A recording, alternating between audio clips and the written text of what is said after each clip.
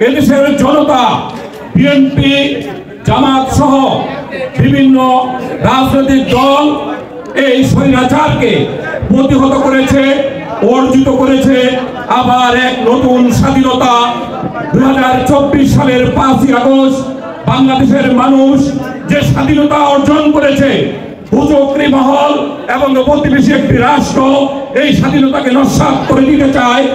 বাংলার জনগণ সমস্ত চক্রান্ত নষ্ট করে দিয়ে এদেশের মানুষের অধিকার প্রতিষ্ঠিত রাখবে, এদেশের মানুষের আশা আকাঙ্ক্ষা প্রতিষ্ঠিত করবে।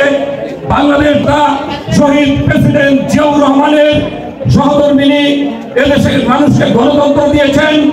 আপসীন নেত্রী দেশনেত্রী বেগম খালেদা জিয়া বলেছেন, বিদেশে আমার কোনো ঠিকানা নেই, আমার ঠিকানা বাংলাদেশ, বাংলাদেশের মানুষকে ছেড়ে আমি কোথাও যাব না।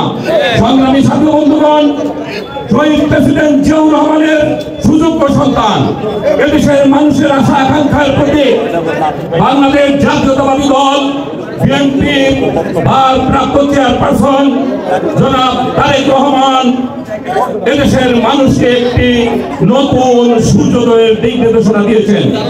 সংগ্রামী ছাত্র বন্ধুগণ, আগামীর বাংলাদেশ হবে প্রত্যেকটি মানুষ, মেহনতি মানুষ সহ সমাজের সর্বস্তরের মানুষ সকলে মিলেমিশে বাস করবে, হানাহানি থাকবে না, সন্ত্রাস মুক্ত, মাদক মুক্ত একটি রাষ্ট্র এবং বৈষম্যহীন একটি রাষ্ট্র প্রতিষ্ঠিত হবে জনাব তারেক রহমানের নেতৃত্বে। সংগ্রামী ছাত্র